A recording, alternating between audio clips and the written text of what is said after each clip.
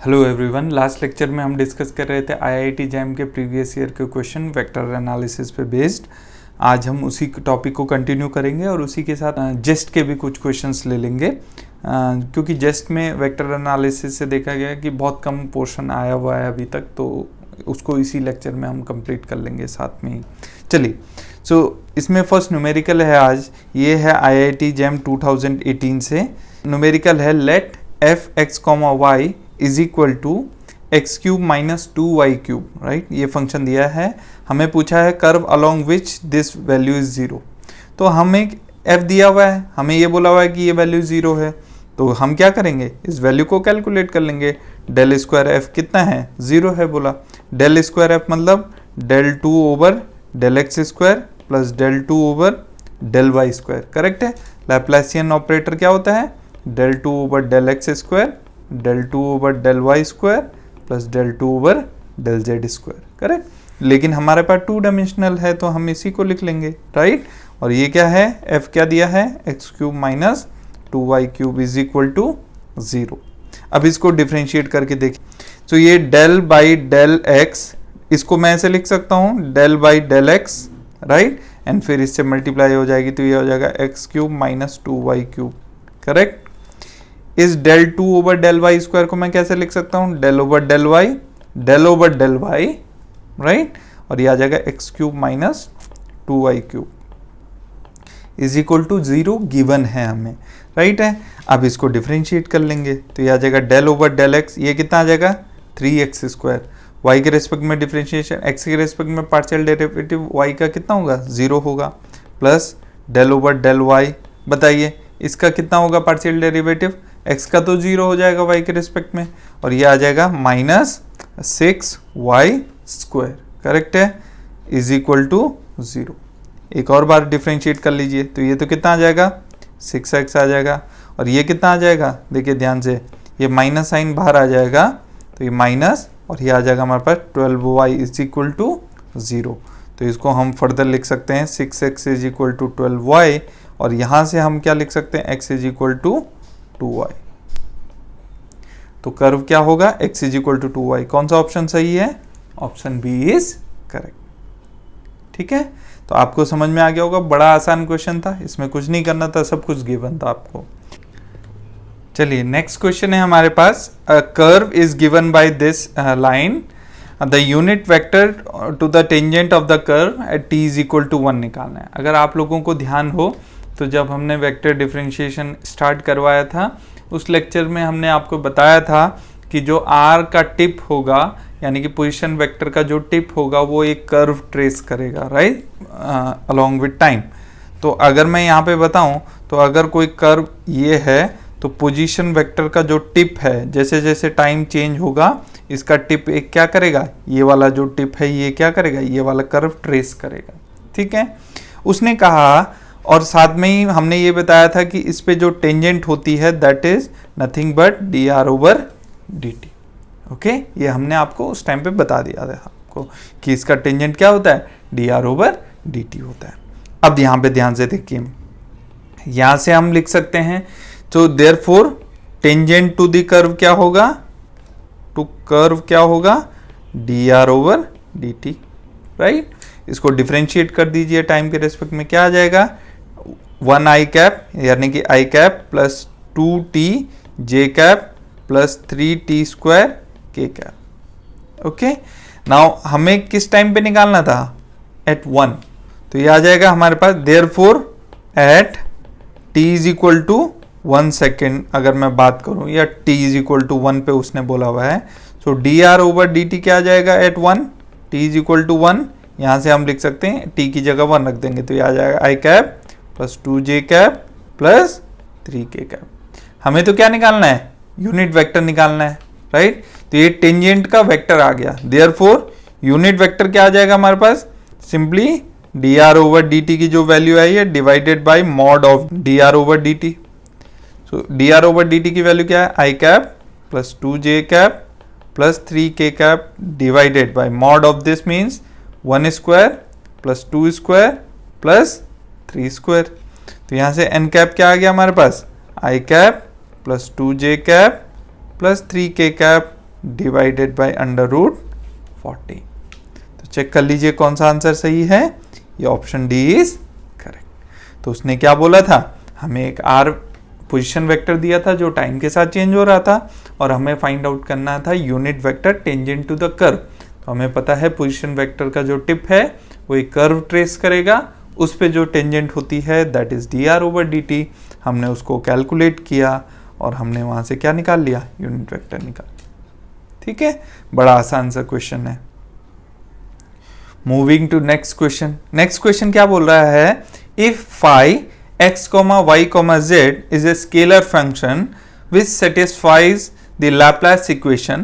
तो उसने कहा phi बोला स्केलर फंक्शन है जो लाप्लास इक्वेशन सेटिस्फाई कर रहा है। तो लाप्लास इक्वेशन को सेटिस्फाई कर रहा है यानी कि del square phi is equal to कितना हो जाएगा, 0। सो अगर ऐसा है तो हमें पता है डेल स्क्वायर phi को हम कैसे लिख सकते हैं, देखिए ध्यान से देखिए, डेल स्क्वायर phi को लिख सकते हैं हम del dot del phi, correct है, ये हम लिख सकते हैं। ये वैल्यू कितनी है, 0 है। अगर ये वैल्यू 0 है और वो लाप्लास इक्वेशन को सेटिस्फाई कर रहा है, इसका मतलब क्या है कि ये वैल्यू क्या होगी, सम कांस्टेंट वैल्यू होगी, करेक्ट है। तो अगर ये वैल्यू 0 है, इसका मतलब क्या हुआ, इसका मतलब ये हुआ कि gradient of phi is equal to क्या हो जाएगा, 0 हो जाएगा, राइट। अब अगर ग्रेडियंट ऑफ phi 0 है तो उसने कहा कि ग्रेडियंट ऑफ phi क्या होगा, उसने कहा सोलेनोइडल इरोटेशनल। चेक करते हैं सोलेनोइडल की कंडीशन क्या है, कोई भी वेक्टर सोलेनोइडल तब होता है जब उसका डाइवर्जेंस कितना हो, 0। इरोटेशनल कब होता है, जब उसका कर्ल 0 हो।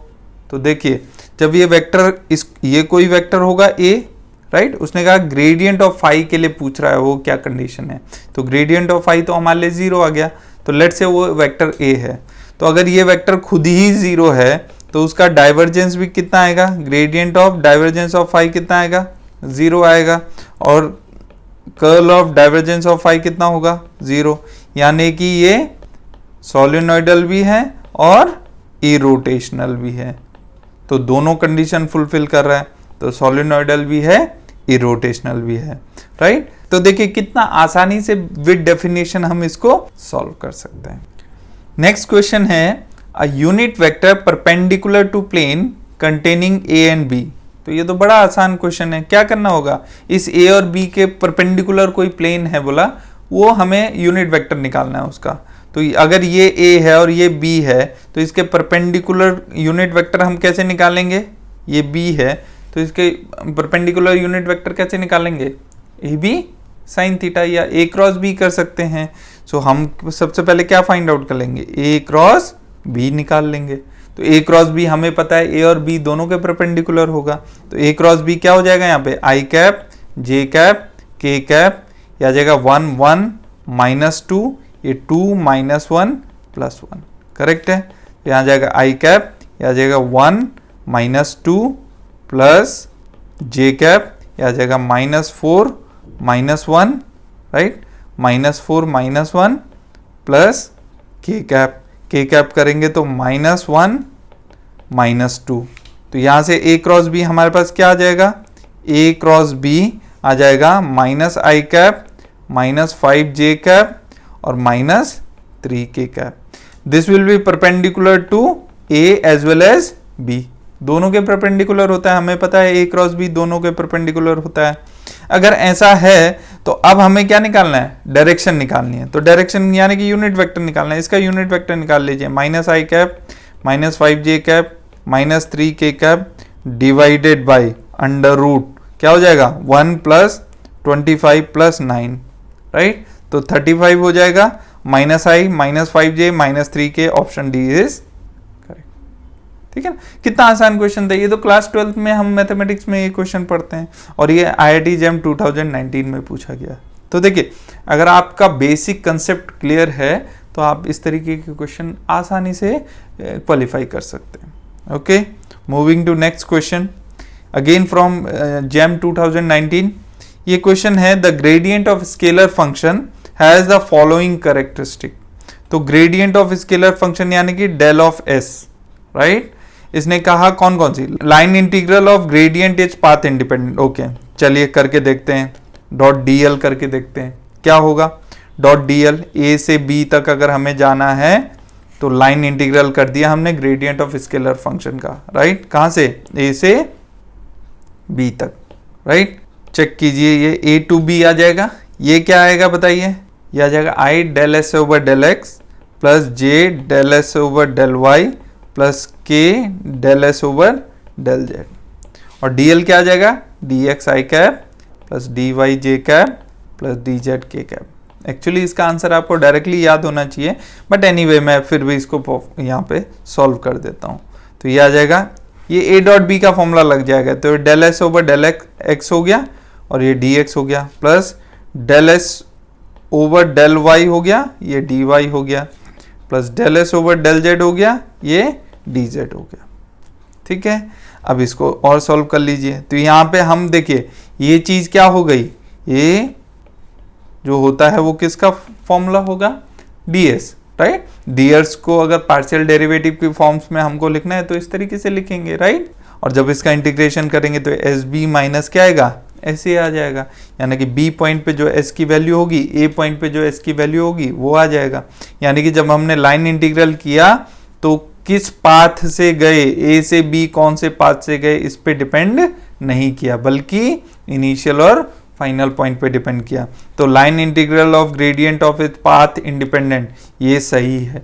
दूसरा option, close line integral of gradient is zero, ये भी सही होगा, क्योंकि क्लोज लाइन इंटीग्रल मतलब इस पॉइंट से चले थे और इस पॉइंट पे खत्म किए, यानी कि ये और ये दोनों वैल्यू सेम रहेंगी, तो सेम वैल्यू में से उसी वैल्यू को माइनस कर देंगे तो जीरो आ जाएगा।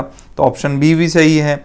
Gradient of S is the measure of maximum rate of change in the field S, ये भी सही है। आपको जब ग्रेडियंट पढ़ाया था तो उसकी डेफिनेशन बताई थी, तो यही ग्रेडियंट की डेफिनेशन होती है। और gradient of S is a scalar quantity, ये गलत है, राइट, क्योंकि gradient of S is always a vector quantity, right है। तो आपको इसमें ऑप्शंस कितने सही हो गए, ए बी और सी। उसने पूछा था कौन कौन सी कैरेक्टरिस्टिक, तो सारी बतानी थी जो पॉसिबली सही थी। मूविंग टू नेक्स्ट क्वेश्चन, ये अगेन आईआईटी जेम 2019 में पूछा गया है। पूछा हुआ है फ्लक्स ऑफ द फंक्शन हमें ये गिवन है, right, passing through the surface A B C D, इस सरफेस से कितना फ्लक्स पास हो रहा है। तो फ्लक्स का डेफिनेशन क्या होता है, फ्लक्स मतलब सरफेस इंटीग्रेशन ऑफ दैट, यानी कि एफ डॉट क्या निकालना है हमें, ds कैलकुलेट करना है, right, surface integral of A B C D. कौन सा सरफेस है, ए बी सी डी, इसके थ्रू। तो सबसे पहले ए बी सी डी के लिए हम ds की वैल्यू लिख लेंगे। तो ds की वैल्यू क्या आएगी बताइए, ए बी सी डी के लिए जब लिखेंगे तो एक कौन कौन सी एक्सेस से मिलके बना है, देखिए ये वाली हो गई हमारी x और ये वाली हो गई हमारी z, तो ये आ जाएगा dx dz, राइट। और डायरेक्शन कौन सी है, ये ध्यान से देखिए, ये वाली डायरेक्शन देखेंगे तो ये y डायरेक्शन है, यानी कि j कैप, राइट। इसकी टर्म में बोलूं तो इसको हम y कैप भी लिख सकते हैं, करेक्ट है, j कैप और y कैप सेम है। तो अब क्या करना है, अब कुछ भी नहीं करना है, सब रख दो, दिया है सब कुछ, डायरेक्ट स्ट्रेट फॉरवर्ड क्वेश्चन है। तो यह आ जाएगा Y square X cap plus 3xy minus Z square, यह आ जाएगा y cap minus 4yz z cap, और यहाँ क्या आ जाएगा dot dx dz y cap, correct. अब क्या करना है आपको, बस डॉट प्रोडक्ट लेना है। तो यह आ जाएगा हमारे पास A B C D, dot product लेंगे, देखिए x का y के साथ 0, z का y के साथ 0, तो क्या बचेगा 3xy माइनस जेड स्क्वायर, और क्या बन जाएगा यहाँ पे इंटू dx dz। अब ध्यान रखिए यहाँ पे एक y वेरिएबल आ रहा है, लेकिन इस पूरे प्लेन के लिए y कांस्टेंट है, और कितना वैल्यू है उसका, y इज इक्वल टू 1, देखिए ये लिखा हुआ है, यानी कि यहाँ पे हम y इज इक्वल टू क्या लिख सकते हैं, 1 लिख सकते हैं। तो y इज इक्वल टू 1 लिख देंगे, तो क्या आ जाएगा हमारे पास integration 3x minus Z square dx dz। x कहां से कहां तक वेरी करेगा, चूंकि क्यूब है तो x भी 0 से 1 वेरी कर रहा है और y भी z भी 0 to 1, तो दोनों की लिमिट 0 से 1 ही है, तो 0 से 1, तो यहाँ से हम 0 to 1 dx अलग से लिख देंगे, और ये आ जाएगा 3x माइनस जेड स्क्वायर और ये dz। अब इसको इंटीग्रेट कर लेंगे, ये 0 से 1, तो आ जाएगा 0 to 1 dx, यहाँ पे कितना आएगा हमारे पास 3xz minus Z cube by 3, correct, और 0 to 1। अब इसको क्या करना है, तो ये आ जाएगा dx 0 to 1। जब 1 लिमिट रखेंगे तो ये आ जाएगा 3x माइनस, और जेड क्यूब में z इज इक्वल टू 1 रखेंगे तो 1/3 आ जाएगा, राइट, और माइनस 0 हो जाएगा क्योंकि z इज इक्वल टू 0 जैसे रखेंगे तो माइनस 0 हो जाएगा वहां पे, राइट। तो ये हमारे पास आ गया। अब इसको इंटीग्रेट कर दीजिए x के रिस्पेक्ट में। इसको जब इंटीग्रेट करेंगे तो क्या आ जाएगा, 3x² माइनस 1/3x, ये आ जाएगा। और ये कहां से कहां तक आएगा, 0 से 1 तक। तो पहले अपर लिमिट ले लेंगे तो ये आ जाएगा 3/2 माइनस 1/3। तो ये कितना आ जाएगा हमारे पास, यहाँ से इसको सॉल्व कर लेंगे तो ये 6 एलसीएम आ जाएगा। तो यहाँ पे आ जाएगा 9 - 2, राइट। तो 9 - 2 यानी कि 7/6। तो इसको जब कैलकुलेट करेंगे तो आ जाएगा 1.166, राइट। हमें 2 डेसिमल प्लेस तक लिखना है यानी कि 1.17 आ जाएगा, करेक्ट। तो ये आ जाएगा हमारे पास 1.17। Now we will move to next just previous year questions. So just में देखिए 2013 में ये क्वेश्चन पूछा गया था। हमें पूछा हुआ है the vector X Z I cap plus Y J cap in cylindrical polar coordinate systems, right. यहाँ पे उसने एस कैप को, जो हम एस कैप लिखते थे, उसको उसने यहाँ पे ई रो कैप लिखा है, राइट। एस की जगह पे रो को यूज किया है, राइट। उसने एस की जगह क्या यूज किया है, रो यूज किया है। जो हमने कल भी डिस्कस किया था, इंटरचेंजेबल है। कुछ लोग एस लिखते हैं, कुछ लोग रो लिखते हैं, तो दोनों चीज एप्लीकेबल है। अगर आपको याद होगा तो हमें इस वेक्टर को X Z I cap plus Y J cap को, देखिए अगर हम रिलेशन देखें तो x इज इक्वल टू होता है rho cos phi, right. y is equal to होता है rho sine phi, z is equal to Z होता है। तो ये कार्टेशियन कोऑर्डिनेट सिस्टम हो गई, सिलिंड्रिकल कोऑर्डिनेट सिस्टम हो गए, इनके बीच में रिलेशन है। तो x तो हमने लिख दिया सिलिंड्रिकल में, y भी हमने लिख दिया सिलिंड्रिकल में, z तो z ही रहेगा। लेकिन इस आई कैप और जे कैप का क्या करें। आपको अगर याद हो तो हमने इनमें ट्रांसफॉर्मेशंस बताए थे आपको। क्या ट्रांसफॉर्मेशन थे, अगर आप रिकॉल करें तो वहां पे एस कैप, जिसको हम यहाँ पे ई रो कैप लिख रहे हैं, राइट। ये एस कैप ही हुआ करता था, उसको हमने क्या लिखा है वहां पे, उसको हमने वहां पे लिखा है कॉस फाई आई कैप प्लस साइन फाई जे कैप, राइट। फाई कैप को हमने क्या लिखा है, जिसको यहाँ पे ई फाई कैप बोल रहे हैं, उसको हमने क्या लिखा है वहां पे। अगर आप ध्यान देंगे वहां पे हमने जब कोऑर्डिनेट सिस्टम्स आपको करवाए थे तो पहले हमने कार्टेशियन से स्टार्ट किया, फिर स्फेरिकल पोलर करवाया और फिर सिलिंड्रिकल करवाया। लेकिन आपको ध्यान होगा कि सिलिंड्रिकल कोऑर्डिनेट सिस्टम या स्फेरिकल पोलर कोऑर्डिनेट सिस्टम में हमने उनके यूनिट वेक्टर्स जो हैं उनको कार्टेशियन कोऑर्डिनेट सिस्टम से कैसे ट्रांसफॉर्म करेंगे ये आपको बताया था। अगर आपको रिलेशंस याद नहीं है तो आप उनको डिराइव भी कर सकते हैं, लेकिन वो आपको याद होने चाहिए। देखिए कितना आसान सा क्वेश्चन है, लेकिन अगर आपको नहीं याद तो आप नहीं कर पाएंगे, ठीक है। ये आता है फाई आई कैप, आप जाके वहां पे देख लीजिए, प्लस कॉस फाई जे कैप, राइट। और जेड कैप तो हमारे पास यहाँ पे जेड कैप ही रहेगा, तो ये जेड कैप तो चेंज नहीं होने वाला है। एनीवे हमारे पास जेड कैप है भी नहीं। अगर चूंकि हमें तो आई जे के की फॉर्म में चाहिए तो वहां पे हमने बताया था आपको S phi cap Z cap. अगर मैट्रिक्स फॉर्म में लिखेंगे तो क्या आ जाएगा, यहाँ से cos phi sine phi 0 minus sine phi cos phi, और ये क्या आ जाएगा 0 0 0 1, और यहाँ पे क्या आ जाता था हमारे पास आई कैप जे कैप और Z cap, correct. Z cap को के कैप लिख लेंगे, कोई प्रॉब्लम नहीं। लेकिन हमें तो ये चाहिए इसकी टर्म में, राइट, ना कि ये इसकी टर्म में। तो हम यहाँ से क्या करेंगे, आई जे के लिखेंगे या जेड कैप लिखेंगे, उसको क्या कर देंगे, इसको ट्रांसपोज कर देंगे, क्योंकि हमने वहां पे आपको बताया था कि ये रोटेशन मैट्रिक्स होता है, और रोटेशन मैट्रिक्स में R transpose is equal to R inverse. तो अगर इसको इधर लेके आऊंगा तो इसका इनवर्स होना था, लेकिन वही क्या होता है, ट्रांसपोज वैल्यू होती है। तो आ जाएगा cos phi minus sine phi 0, यहाँ आ जाएगा साइन फाई कॉस फाई 0, और ये 0 0 1, और यहाँ पे क्या आ जाएगा ये एस कैप। एस कैप या इसको दूसरे शब्दों में बोलें तो यहाँ पे ई रो कैप, राइट। हाँ फाई कैप, यहाँ पे क्या है वो ई फाई कैप, और जेड कैप तो जेड कैप ही है। करेक्ट। चलिए तो यहां से हमारे पास आई कैप की वैल्यू क्या आई, देखिए मल्टीप्लाई कीजिए तो आ जाएगा कॉस फाई, ई रो कैप नहीं लिख रहा हूं मैं, एस कैप लिख रहा हूं, आसान है लिखना, S cap minus sine phi, और यहां से फाई कैप आ जाएगा, राइट। और जे कैप की वैल्यू क्या आ रही है, ध्यान से देखिए, जे कैप इसकी मल्टीप्लाई जब इस कॉलम से होगी तो आ जाएगा साइन फाई एस कैप, और ये आ जाएगा plus cos phi phi cap. Correct है।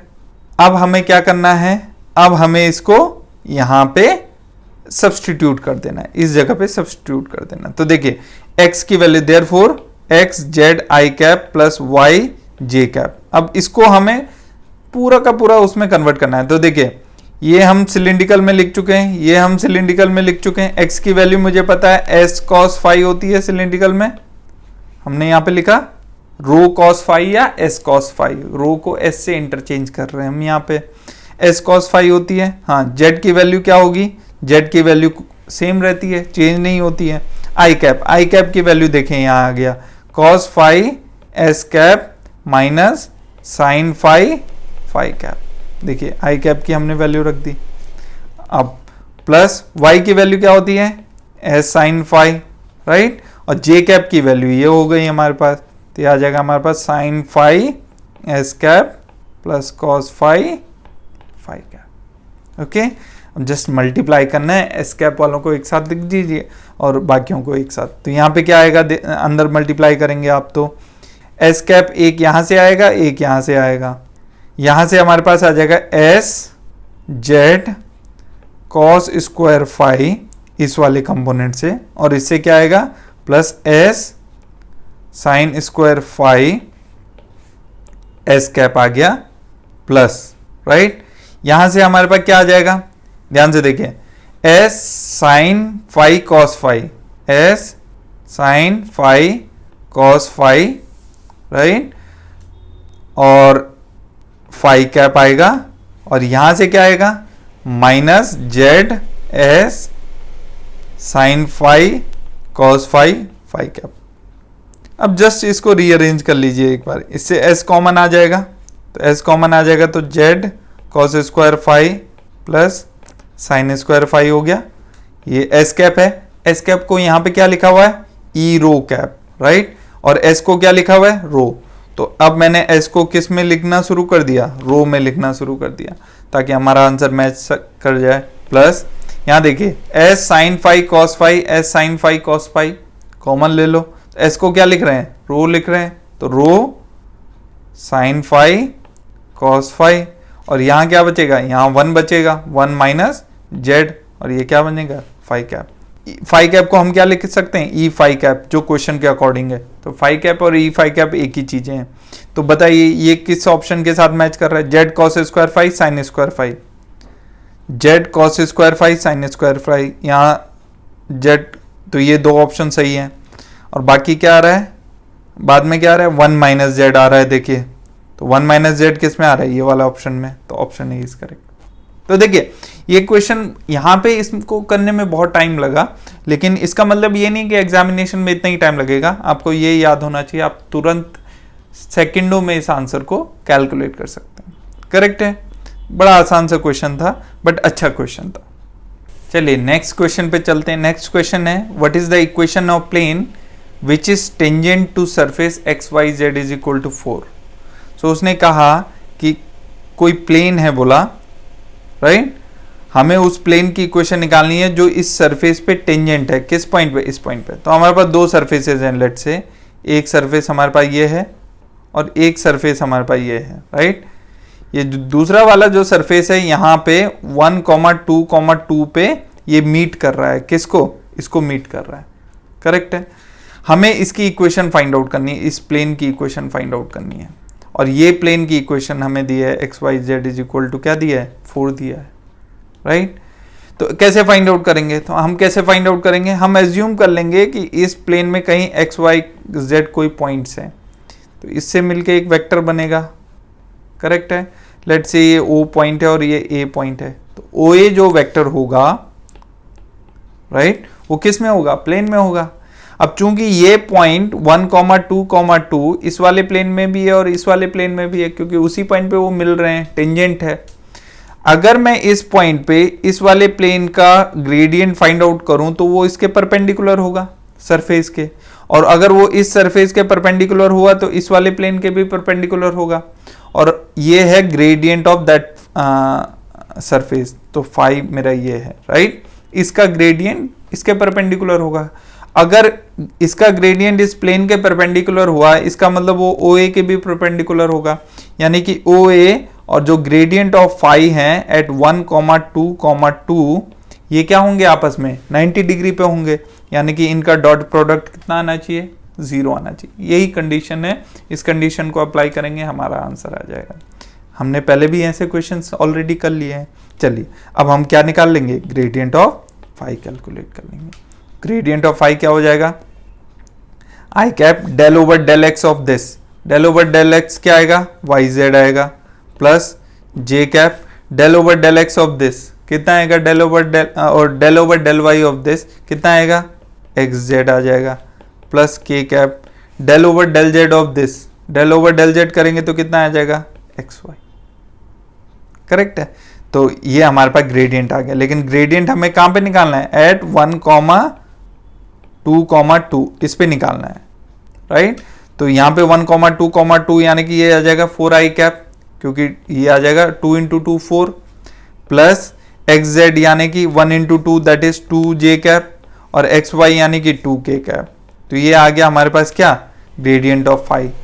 OA क्या है, OA वेक्टर हमें लिखना पड़ेगा। तो OA वेक्टर क्या है हमारे पास, ध्यान से देखिए, OA वेक्टर अगर आप देखेंगे तो आप लिख सकते हो A का कोऑर्डिनेट गिवन है, O का कोऑर्डिनेट गिवन है, तो क्या आ जाएगा, x - 1 i cap plus y - 2 j cap plus z - 2 k cap, ये आ जाएगा, राइट।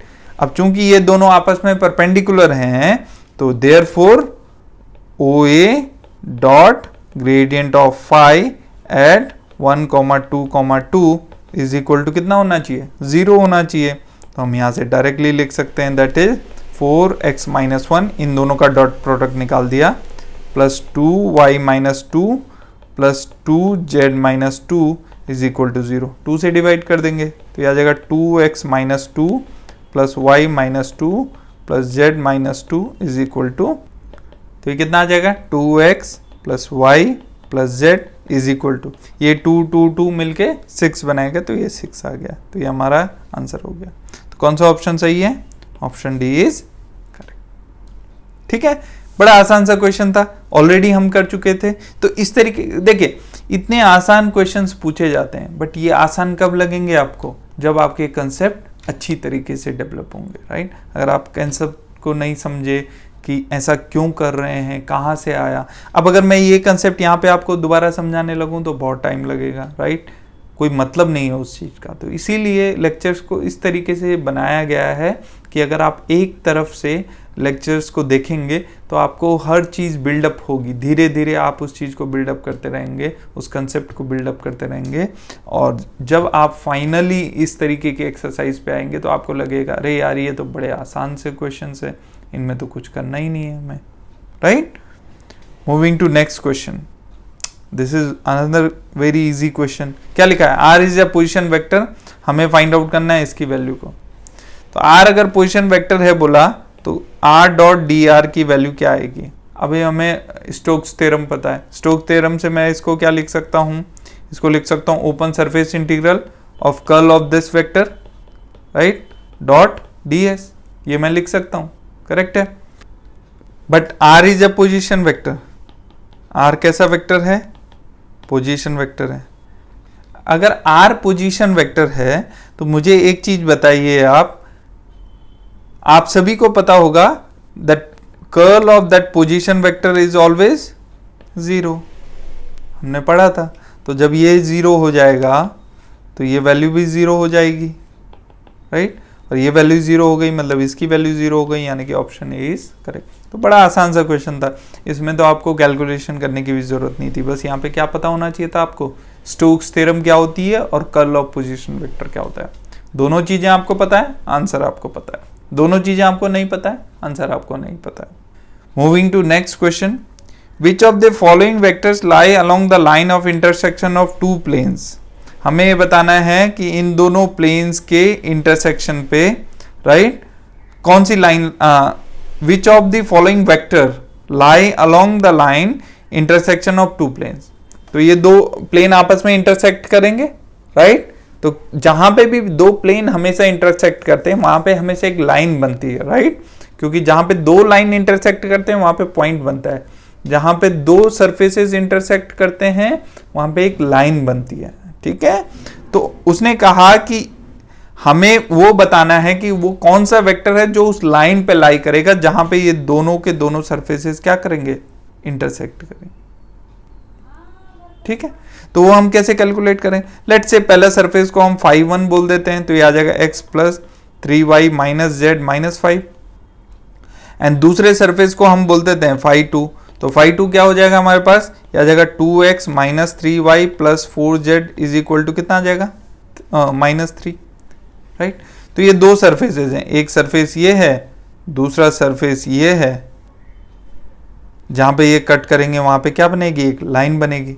अब मुझे बताइए, जो हम φ1 है, φ1 पे अगर मैं ग्रेडियंट निकालूंगा और φ2 पे मैं अगर ग्रेडियंट निकालूंगा, तो φ2 पे लेट से ये ग्रेडियंट है, तो ये ग्रेडियंट ऑफ φ2 आ गया, ये ग्रेडियंट ऑफ φ1 आ गया, करेक्ट है।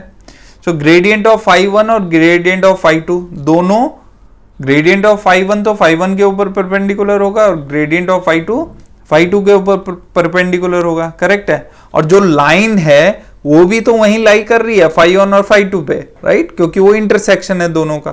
तो यानी कि जो लाइन वाला वेक्टर होगा, जो इंटरसेक्शन लाइन है, वो भी इन ग्रेडियंट पे परपेंडिकुलर होना चाहिए। तो इन चारों ऑप्शंस में से हम ये ढूंढेंगे कि कौन सा ऑप्शन इन दोनों के ग्रेडियंट के परपेंडिकुलर है, दैट्स इट, वही करना है। तो चलिए ग्रेडियंट निकाल लेते हैं। तो ग्रेडियंट ऑफ φ1 कितना आ जाएगा, ये आ जाएगा i cap plus 3j cap minus k cap, और ग्रेडियंट ऑफ φ2 कितना आ जाएगा बताइए, ये क्या आ जाएगा, ये आ जाएगा 2i cap minus 2j cap plus 4k cap, correct है। अब मुझे ये बताइए, अगर ये दोनों इसके परपेंडिकुलर हुए तो ये इंटरसेक्शन लाइन को रिप्रेजेंट करेगा, इसके परपेंडिकुलर हुए तो ये इंटरसेक्शन लाइन को रिप्रेजेंट करेगा, ऐसे ही सी और डी भी इंटरसेक्शन लाइन को रिप्रेजेंट करेगा अगर वो इन दोनों के परपेंडिकुलर हुआ, क्योंकि इंटरसेक्शन लाइन प्लेन पे लाई करेगा और ग्रेडियंट हमेशा प्लेन के परपेंडिकुलर लाई करते हैं। तो डॉट प्रोडक्ट निकाल लेंगे, तो इसका और इसका डॉट प्रोडक्ट निकालेंगे तो क्या आ जाएगा बताइए। सबसे पहले हम चेक करेंगे, तो इसका और इसका डॉट प्रोडक्ट निकालेंगे तो ये आ जाएगा 10, हाँ ये -2 -3 दैट इज -6, और ये आ जाएगा +5 और -1 that is -5 which is not equal to 0। तो ये तो पहले के ही परपेंडिकुलर नहीं आया, तो ये तो बात खत्म हो गई, दूसरे के परपेंडिकुलर निकालने की ज़रूरत ही नहीं, क्योंकि हमें दोनों के निकालना है परपेंडिकुलर। अब इसको चेक करते हैं, तो पहले के साथ करते हैं। तो बी ऑप्शन को जब हमने φ1 के साथ परपेंडिकुलर निकाला तो कितना आ जाएगा देखिए, 10 × 1 10, हाँ -6 + 3 दैट इज -18, और -8 -1 दैट इज +8, तो ये 0 आ गया, ठीक है। अब इसका हम इसके साथ डॉट प्रोडक्ट निकालेंगे, तो करके चेक कीजिए, ये आ जाएगा 20 और ये आ जाएगा -12, राइट, और सॉरी ये +12 आ जाएगा, और यहाँ आ जाएगा -8 और ये 4 हो जाएगा, तो -32। देखिए 20 + 12 32 -32 0 आ गया। यानी कि ये वाली जो लाइन है वो इस ग्रेडियंट के भी परपेंडिकुलर है, इसके भी परपेंडिकुलर है, राइट। यानी कि जो बी ऑप्शन है वो उन दोनों प्लेन के इंटरसेक्शन लाइन को की डायरेक्शन में जो वेक्टर है वो बी वेक्टर है, करेक्ट है। समझ में आ गया। तो ये बड़ा आसान सा क्वेश्चन दिया था, बस आपको कंसेप्ट अप्लाई करना था कि जो प्लेन जो आपस में इंटरसेक्ट करेंगे, जो इंटरसेक्ट करने पे जो वेक्टर बनेगा उस वेक्टर के परपेंडिकुलर दोनों ग्रेडियंट्स होंगे, क्योंकि ग्रेडियंट हमेशा सरफेस के परपेंडिकुलर होता है।